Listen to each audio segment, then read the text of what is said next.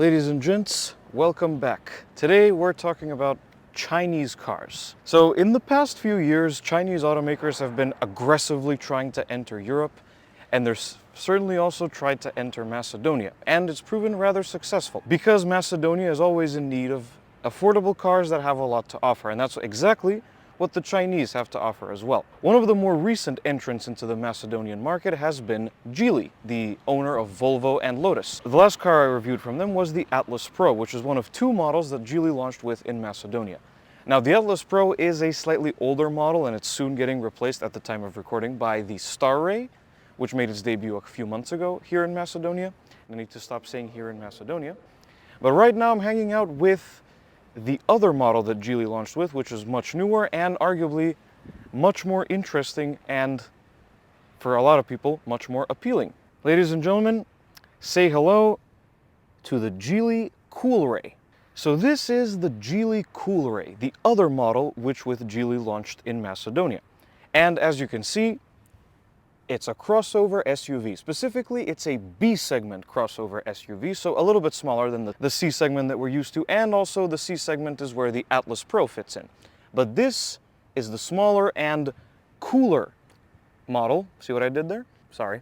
This is the smaller and cooler Geely model designed to appeal to a younger, more trendy audience, which is immediately evident when you look at the styling. So let's start with the front end. As you can see, there's a lot going on. You see those 45-degree angle lines and those brake cooling ducts? Yeah, they're the daytime running lights. The headlights are up there, as you can see, and you can also see a bunch of orange accents. Mrs. Korr tells me, because she is a graphic designer, that blue and orange are actually complementary colors on the color spectrum. It does look nice. Incidentally, this blue color is lovely, in my opinion. It's one of the best colors you can get on the Coolray, alongside the lavender purple. The spec sheet translates this color as petroleum blue. I'm not sure if it's actually called that. I'll put the name of the color in English on the screen.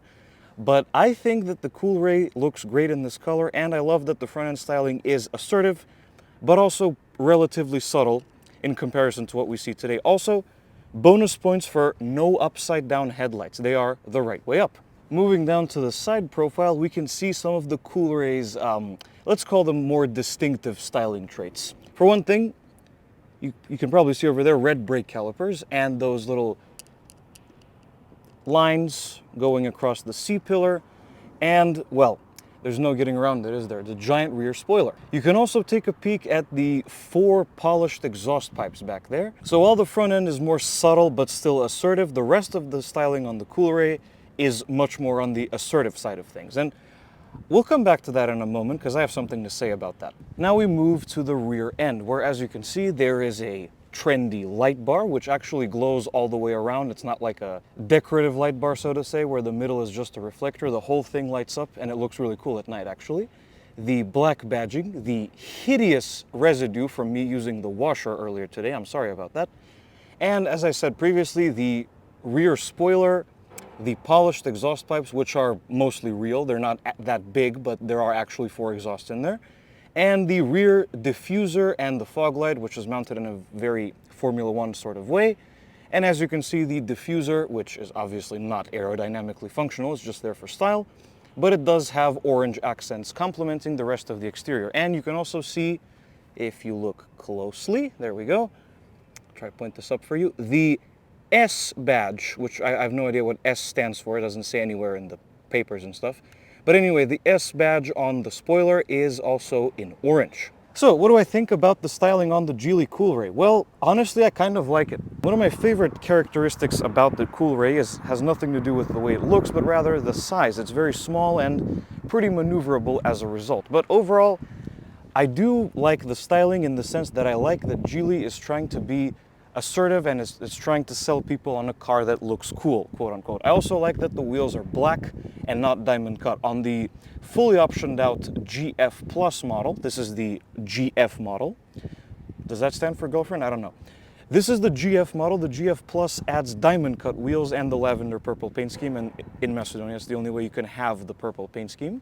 Not a fan of the diamond cut wheels, but in black they look a whole lot better. And I also love the blue color, as I said previously. And this thing that I just said with Geely trying to be more assertive and sell people on the fact that the car looks cool, and give it some more personality. That's a theme that applies to a lot of the other aspects on the Geely Coolray, and now we're going to talk about that in a moment. Cargo space and practicality. So, first of all, I want to show you the key fob here. Looks pretty cool. I like that it's silver, and I like that the buttons, thank you, the buttons are also silver.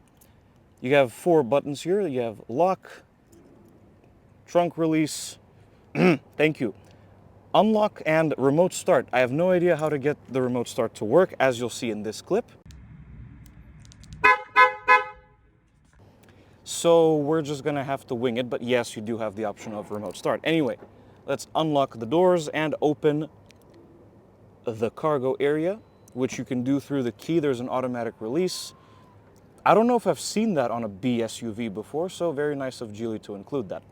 So once you open the 5th door over here, you are greeted with a sizable 330-liter cargo area, which is plenty for the class. I'm sorry about the mess here. This is all my equipment and stuff. As you can see, there's plenty of room for all of my equipment, my tripod bag, my bag of extras, and my DSLR. You have handy little illumination here, a pretty standard parcel shelf that's held in by strings.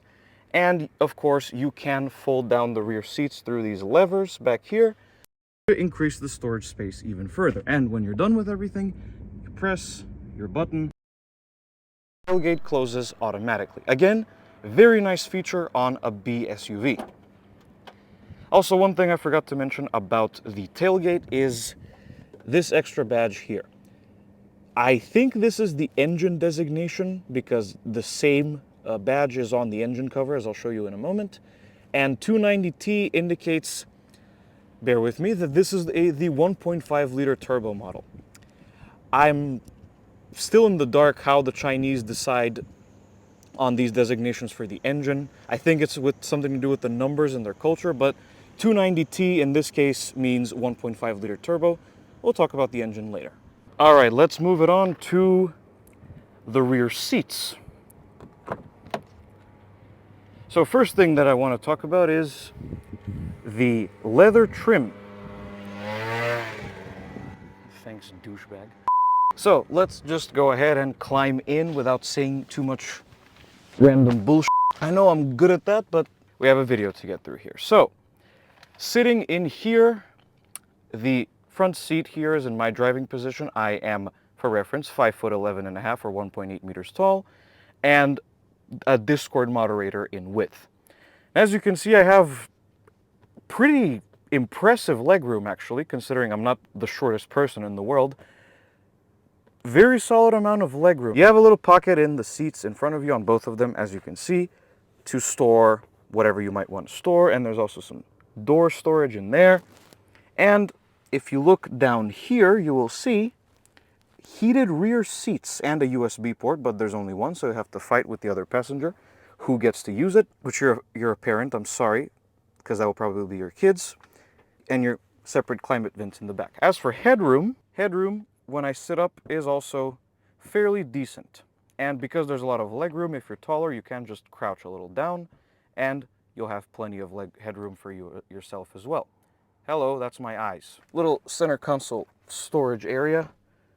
Well, it's not a storage area, but it's an armrest with 2 cup holders. And now we move into the front. But before we do, just quickly want to demonstrate the keyless entry system. So the car, as you can see by the mirrors, is unlocked right now. If I tap these little 2 ridges, the doors lock. And the mirrors fold in, of course. And then, if I want to get in, just tug on the handle here and pull, and in we go. And we are now inside the Coolray. So let's begin as we normally do and start it up. Procedure is standard. Foot on the brake, start button's here to light up green when it's ready. Just push it and boom.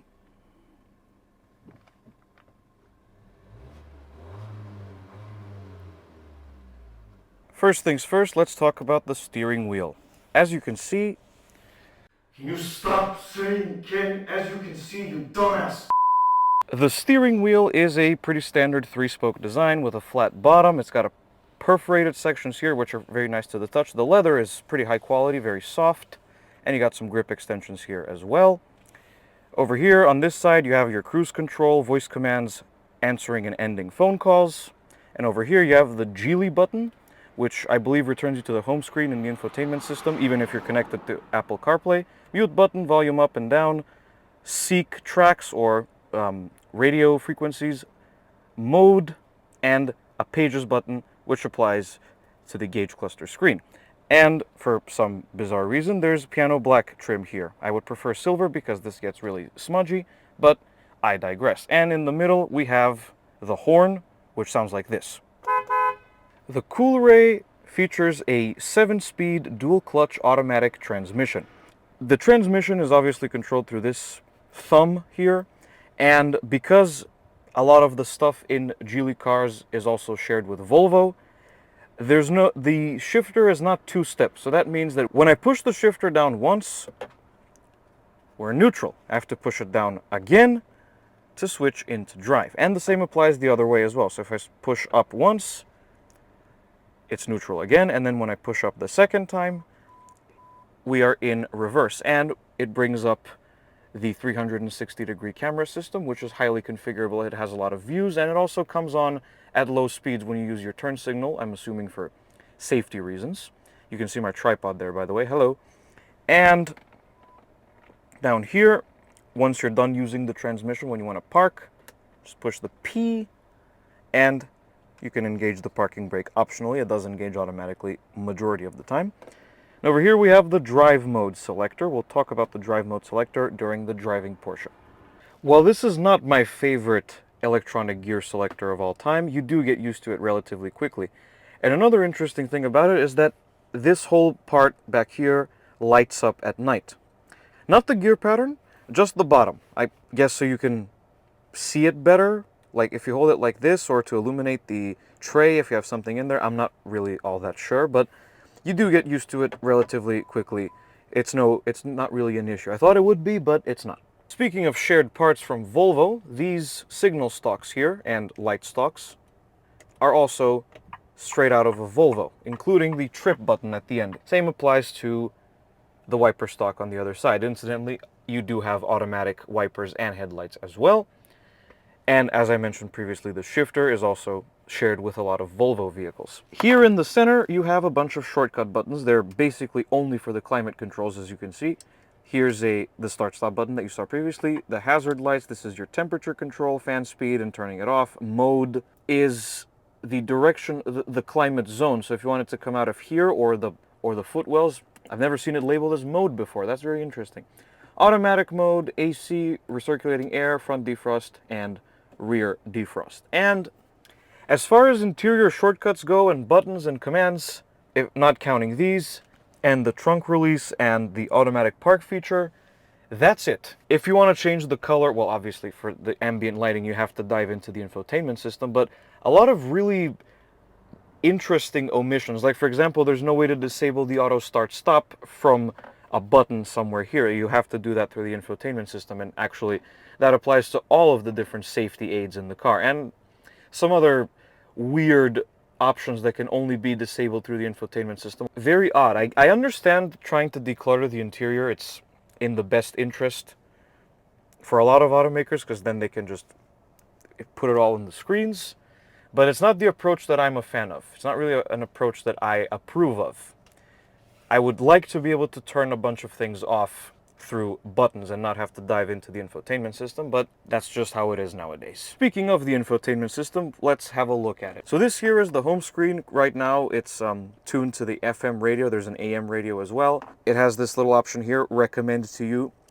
It's supposed to say recommended to you, but whatever. So you have Bluetooth music, Bluetooth phone calls, and Apple CarPlay. I have been using Apple CarPlay through a cable, which you plug into that USB port over there. If you want to just charge your phone, you can use that USB port. Incidentally, they're both USB-A. They should be C. This is a brand new car, but whatever. So once you plug your phone in, it switches to Apple CarPlay almost immediately, so no complaints there. The first option up there is vehicle controls. And here you can enable and disable a bunch of convenience features, headlight controls for follow me home lights and courtesy lights, stuff like that. This next option here is for the interior. You can change the color of the ambient lights and mess around with all the different modes that they have, including the breathing mode, musical rhythm, which obviously the ambient lights dance to the music, and whatever the hell that means. I have no idea what promised discoloration means, and you can change the brightness through that slider. This is where you control your advanced driver assistance systems. There's automatic emergency braking, traffic sign recognition, and blind spot detection. And there's a bunch of others as well. There's adaptive cruise control, the cameras that you saw, there's parking sensors all over the place. You know how that goes. And some random Bluetooth settings. Here's your climate controls. Again, most of it is accessible through the shortcuts, as we discovered with this mode button. But you have to use this screen to adjust the heated seat controls. And also, interesting omission, no heated steering wheel in the Coolray. And you can also use the screen to enable or disable this energy saving option here. Then you have your apps, which come up in that rather pleasing animation. So there's the advanced parking aid. You have your phone options here, multimedia, traveling data, 360 camera, setup, Apple CarPlay, photos. You can actually insert an SD card into the car. It keeps complaining to me that it doesn't have an SD card in there. And that's all of your apps, and you have the home screen again. So generally, a simple infotainment system. It's pretty responsive, it's pretty easy to use, and it does offer quite a few options that you might need or want. So good job on the infotainment system, guys. And also bonus points. If you remember the Atlas Pro, you had to use an app on your phone to connect to Apple CarPlay, which I didn't bother with. With this, you don't have to. You just plug in your phone and you're good to go. Now we move to the gauge cluster screen. Please ignore the average fuel consumption. That's because the car's been running for like 20 minutes now. But this is also a fairly standard setup. You can change this display here using the trip button at the end of the stock. So if I press it again, you have trip 2, that's long term, and your tire pressures, and your instant fuel economy and odometer. Over on the other side, well, currently it's displaying the radio frequency, and the fact that my seatbelt isn't buckled in. It doesn't need to be because I'm standing still. Currently it's showing the radio frequency, the fuel gauge and the temperature gauge are always there. You press the pages button and it can show you different options for your tachometer here. Let's go for that one to see what it looks like. It's now only on the bottom. I prefer the circular design myself, so I'm going to stick with that. Keep scrolling to the right. When you're in this menu, by the way, you use these buttons to change which option you want to adjust in here. This is all pretty standard stuff, and the car in good condition. Thank you. One last thing I would like to talk about with you is interior quality, fit and finish, and storage. So in terms of the assembly, like the final quality, it's pretty good. Like, it does feel very sturdy. There's some nice soft touch plastics here on the door. The armrest is padded in this leather material that the seats are also upholstered in. Steering wheel's nice to hold, as I said. The central airbag cover is a bit hard plasticky, but it's not really a big deal. You don't really caress that gently, do you? I like the red accents.